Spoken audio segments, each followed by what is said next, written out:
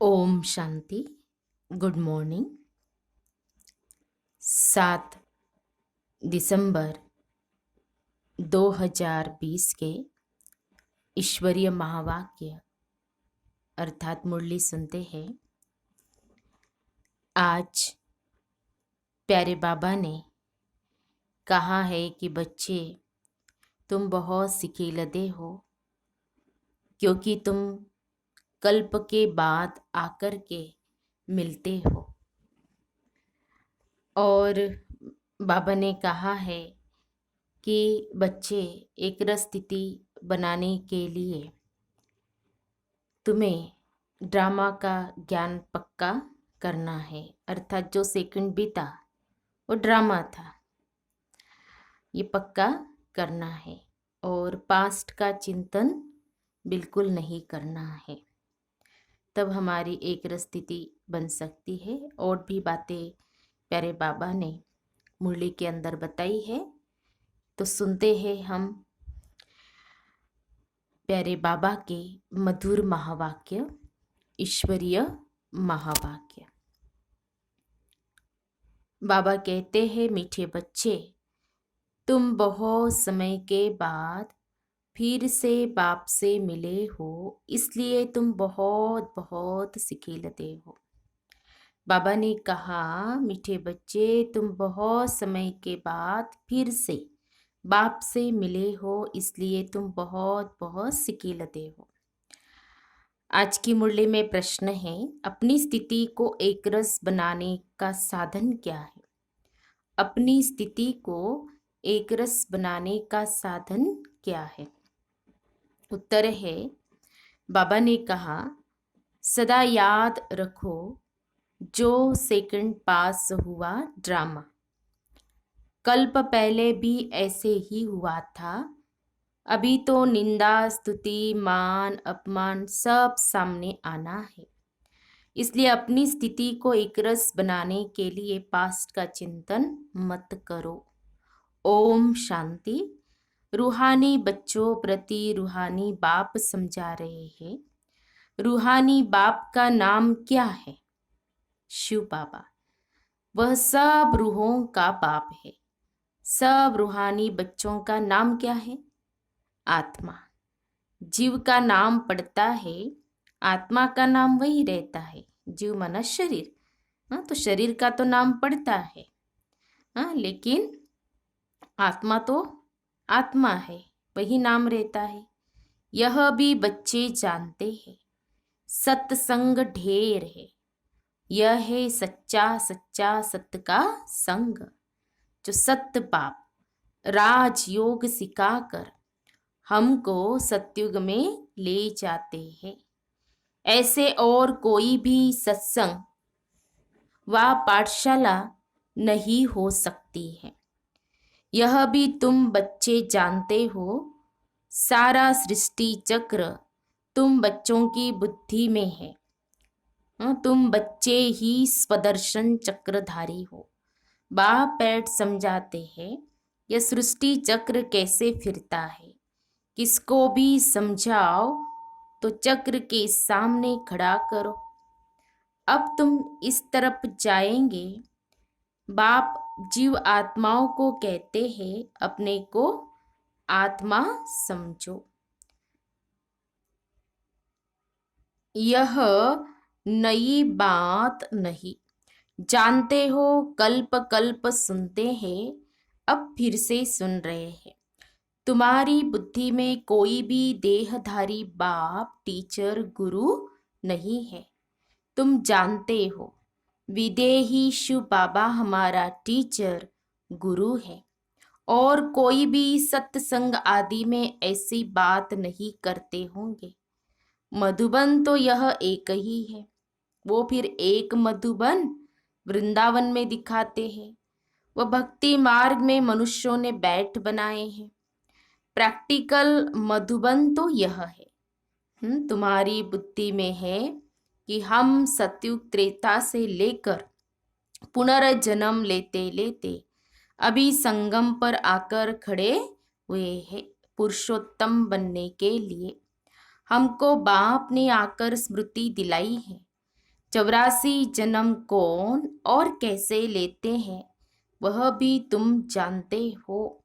मनुष्य तो सिर्फ कह देते समझते कुछ नहीं। बाप अच्छी रीति समझाते हैं।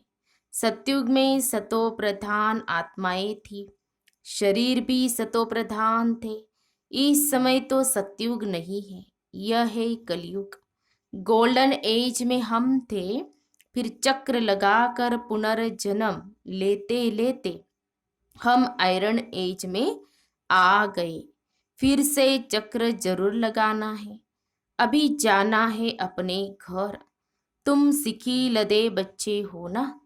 सिखी लदे उनको कहा जाता है जो गुम हो जाते हैं, फिर बहुत समय के बाद मिलते हैं। तुम 5000 वर्ष के बाद आकर मिले हो। तुम बच्चे ही जानते हो।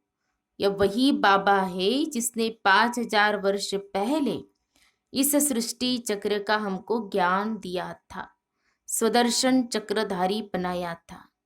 अभी फिर से बाप आकर मिले हैं जन्म सिद्ध अधिकार देने के लिए। यहाँ बाप रियलाइज कराते हैं। इसमें आत्मा के 84 जन्मों की भी रियलाइजेशन आ जाती है। ये सब बाप बैठ समझाते हैं, जैसे 5000 वर्ष पहले भी समझाया था। मनुष्य को देवता या कंगाल को सिरताज बनाने के लिए तुम समझते हो हमने 84 पुनर्जन्म लिए हैं। जिन्होंने नहीं लिए हैं वह यहाँ सीखने के लिए आएंगे भी नहीं। कोई थोड़ा समझेंगे, नंबरवार तो होते हैं ना। अपने अपने घर गृहस्थ में रहना है। सब तो यहाँ नहीं आकर बैठेंगे। रिफ्रेश होने वह आएंगे जिनको बहुत अच्छा पद पाना होगा। कम पद वाले जास्ती पुरुषार्थ भी नहीं करेंगे। ये ज्ञान ऐसा है, थोड़ा भी पुरुषार्थ किया तो वह व्यर्थ नहीं जाएगा, सजा खाकर आ जाएंगे। पुरुषार्थ अच्छा करते तो सजा भी कम होती। याद की यात्रा बिगर विकर्म विनाश नहीं होंगे। यह तो घड़ी घड़ी अपने को याद कराओ। कोई भी मनुष्य मिले पहले तो उनको यह समझाना है, अपने को आत्मा समझो।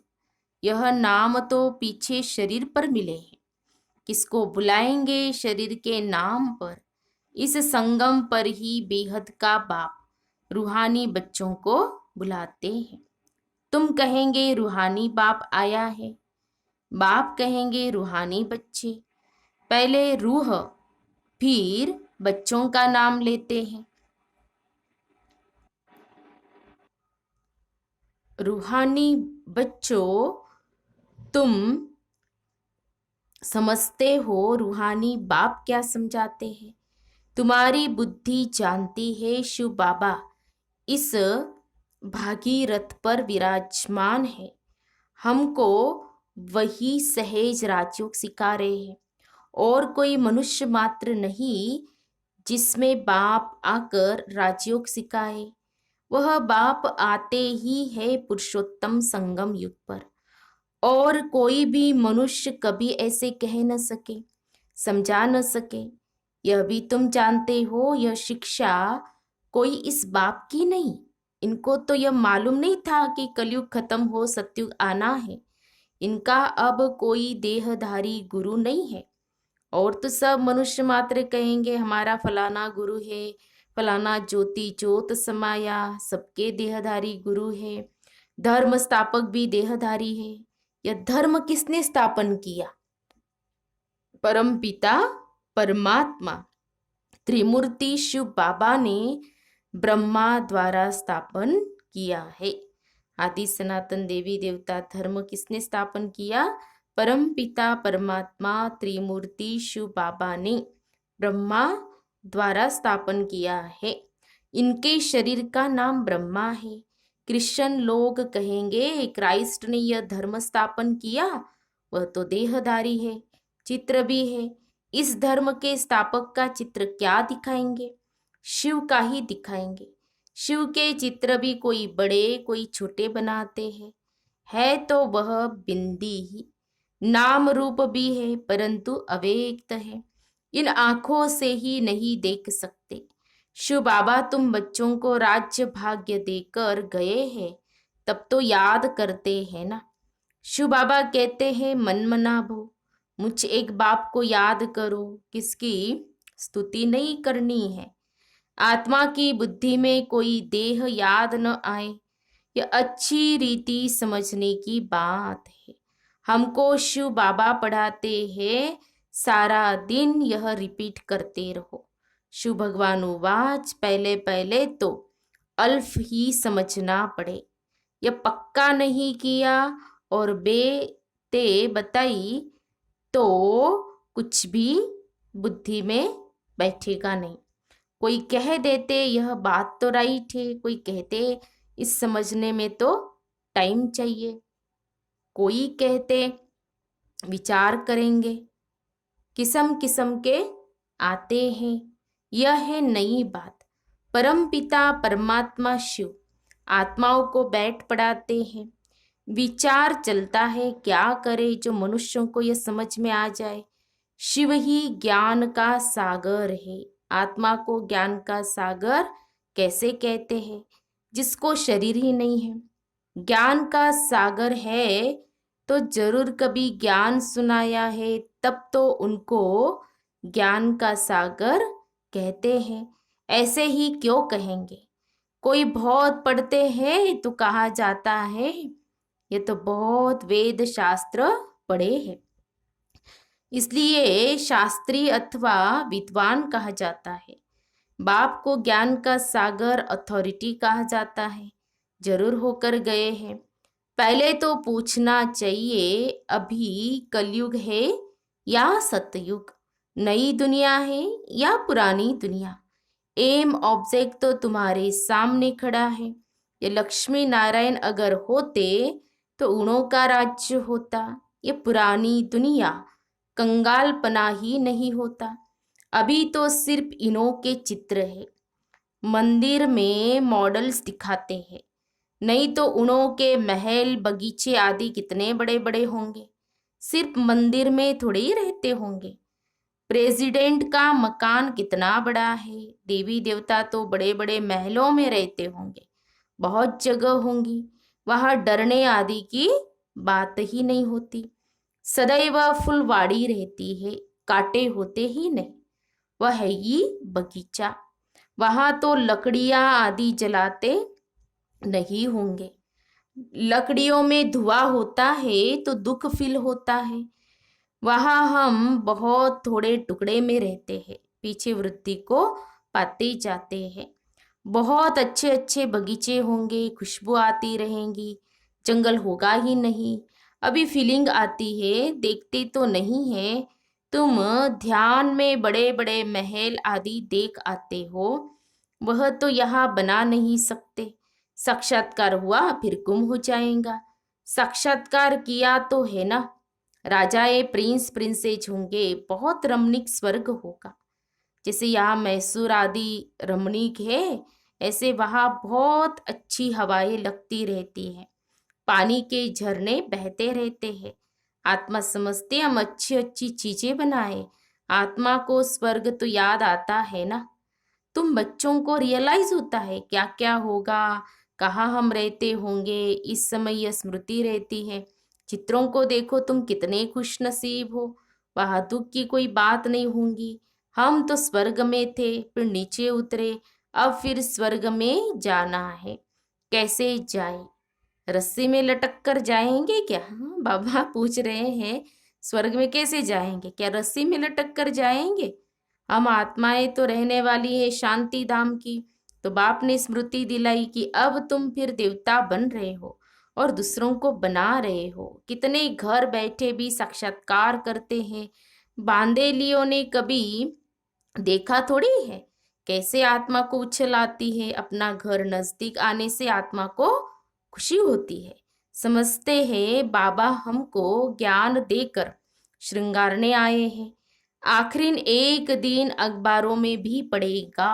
अभी तो स्तुति निंदा मान हाँ, बाबा ने कहा मान अपमान सब सामने आता है, जानते हैं कल्प पहले भी ऐसे हुआ था। जो सेकंड पास हो गया उसका चिंतन नहीं करना होता। अखबारों में कल्प पहले भी ऐसे पड़ा था, फिर पुरुषार्थ किया जाता है। हंगामा तो जो हुआ था सो हो गया, नाम तो हो गया ना, फिर तुम रिस्पॉन्ड करते हो। कोई पढ़ते हैं कोई नहीं पढ़ते हैं, फुर्सत नहीं। कोई पढ़ते हैं कोई नहीं पढ़ते, फुर्सत नहीं मिलती और कामों में लग जाते हैं। अभी तुम्हारी बुद्धि में है यह बेहद का बड़ा ड्रामा है। टिक टिक चलती रहती है, चक्र फिरता रहता है। एक सेकंड में जो पास हुआ फिर 5,000 वर्ष बाद रिपीट होगा। जो हो गया सेकंड बाद ख्याल में आता है यह भूल हो गई, ड्रामा में नूंद गया। कल्प पहले भी ऐसे ही भूल हुई थी, पास्ट हो गई। अब फिर आगे के लिए नहीं करेंगे, पुरुषार्थ करते रहते हैं। तुमको समझाया जाता है कि घड़ी घड़ी यह भूल अच्छी नहीं है, यह कर्म अच्छा नहीं है। दिल खाती होंगी हमसे यह खराब काम हुआ। बाप समझानी देते हैं ऐसे नहीं करो, किसको दुख होगा, मना की जाती है। बाप बतला देते हैं यह काम नहीं करना। बिगर पूछे चीज उठाया उसको चोरी कहा जाता है। ऐसे काम मत करो, कड़वा मत बोलो। आजकल दुनिया देखो कैसी, हाँ बाबा कहते हैं आजकल दुनिया देखो कैसे कोई नौकर पर कैसी है। कोई नौकर पर गुस्सा किया तो वह भी दुश्मनी करने लग पड़ते हैं। और वहां तो स्वर्ग में तो सतयुग में तो शेर बकरी आपस में शिरखंड रहते हैं। शीर माना दूध, खंड माना चीनी। हाँ, तो कैसे दूध में चीनी घुल जाती है ऐसे मिलजुल कर घुल मिलकर रहते हैं लून पानी और शिरखंड। लून पानी और शिरखंड, सतयुग में सब मनुष्य आत्माएं आपस में शिरखंड रहती है। और इस रावण की दुनिया में सब मनुष्य लून पानी है। बाप बच्चा भी लून पानी, काम महाशत्रु है ना। काम कटारी चलाए एक दो को दुख देते हैं। यह सारी दुनिया लून पानी है, सत्युगी दुनिया शिरखंड है। इन बातों से दुनिया क्या जाने। मनुष्य तो स्वर्ग को लाखों वर्ष कह देते हैं, तो कोई बात बुद्धि में आ न सके। जो देवताएं थे उन्हों को ही स्मृति में आता है।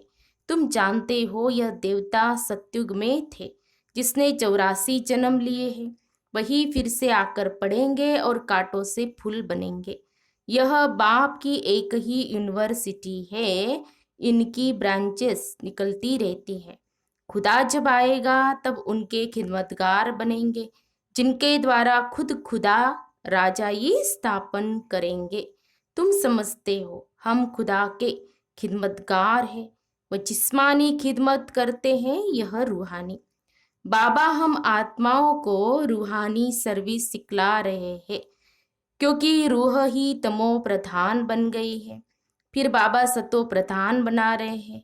बाबा कहते हैं मामेकम याद करो तो विकर्म विनाश होंगे। यह योग अग्नि है। भारत का प्राचीन योग गाया हुआ है ना। आर्टिफिशियल योग तो बहुत हो गए हैं, इसलिए बाबा कहते हैं याद की यात्रा कहना ठीक है। शिव बाबा को याद करते करते तुम शिवपुरी में चले जाएंगे।